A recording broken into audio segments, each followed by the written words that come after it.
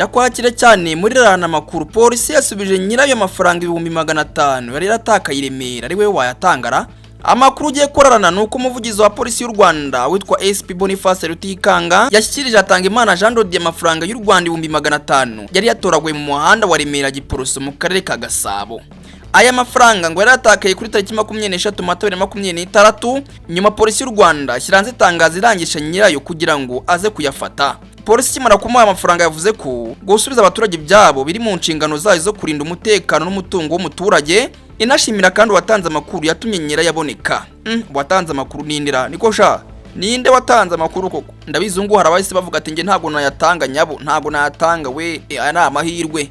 Numvisha hareze n'ijambo rivuga ngo nta nkokiruka. Hatanga Imana kimara gufata amafaranga 500 nyuma y'iminsi yaramaze yihebye. Gose avuga ati data we Imana ishobora byose. Sashimira polisi y'u Rwanda kubw'unyangamagayo n'ubufasha yahaye bwo kongera kubona amafaranga ye yari yatakaye. RARANA amakuru mu karere ka Kirehe abacuruzi bo ku murindi wa Nasho bahangakishijwe n'amakimbirane ashingiye ku bakiriya. Gose ngo umukiriya araza maze abacuruzi bakamurwanira po ibipfunsi bikarishima igeri bamwe bakiruka nka bakarenga amasoko abandi bagasimbuka mpaye nka abacuruzi ngo bamwe isoko ryo ku murindi wa Nasho mu karere ka Kirehe bagaragaje mu nyige bateye n'amakimbirane akunze kuvugwa hagati y'abacuruzi bapfa bakiriya. Wabyumvisha ariko bavuga ko ngo ari igihe ayo makimbirane arenga amagambo maze akavamo imirwano, ibipfunsi, imigeri, ibiti, amabuye po hirya no hino bundi bakavuza induru bakiruka. Ngo bino bintu bavuga yuko bihungabanya ibikorwa by'ubucuruzi ndetse n'umutekano wabagana iri soko. Abakorera muri iri soko basubye inzego zibanze n'iz'umutekano gufasha gukemura icyo kibazo ndetse no gushyira uburyo bwafasha abacuruzi gukorera mu bwumvikane.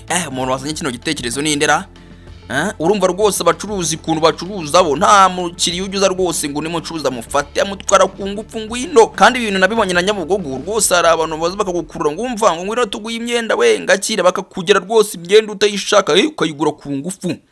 RARANA amakuru mu karere ka Nyanza abaganga 3 bararegwa ubwicanyi nyuma y'urupfu rw'umubyeyi warugiye kubyara bazi nawe. Ubushinjacyaha bw'u Rwanda burarega abaganga 3 bakorera ku bitaro bya Nyanza icyaha cy'ubwicanyi buturutse ku bushake aho bashinza gusiragiza umubyeyi warugiye kubyara bikarangira apfuye mana we. Abaregwa barimo witwa Dr Dukundane Jean Marie Vianney ariko nka yitwa Dr Gute kandi warisha umuntu koko.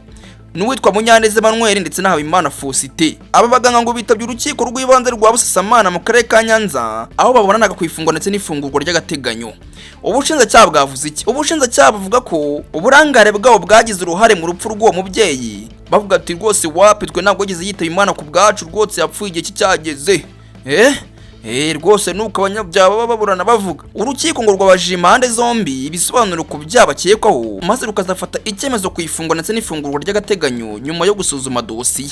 Mbega nyine bisobanuye ko nyine buri ruhande rugiye kuvuga ngewe narindi hano nari nagiye hano umva yitabye Imana ngewe ndi muri Tamoro nari nagiye kuruhuka umurwayi nari ndimo nditaho ye maze nyuma yo kuvuga ibyo byose urukiko rw'ibanze rw'uruzanyiro rufata agatebe rwicare maze rufata agakayi rwandike runononsore neza buri kirego cy'umuntu nirusanga rwose ari ukwe kubuna nafunze bavuge bati mufungwe uriya mubyeyi rwose yitabye Imana ku bwanyu cyangwa se disi usange banarengana nta wamenya. Ngayo nguko rero ayo ngayo niyo makuru uyu munsi twari tubafitiye RARANA yo ngayo. Iki kiganiro cyitwa RARANA amakuru njya wagize gayo makuru nitwa Mwinyabari Obedi nayo ngiyi ni Obi Time News ivugira mu Rwanda hose nyamuntu.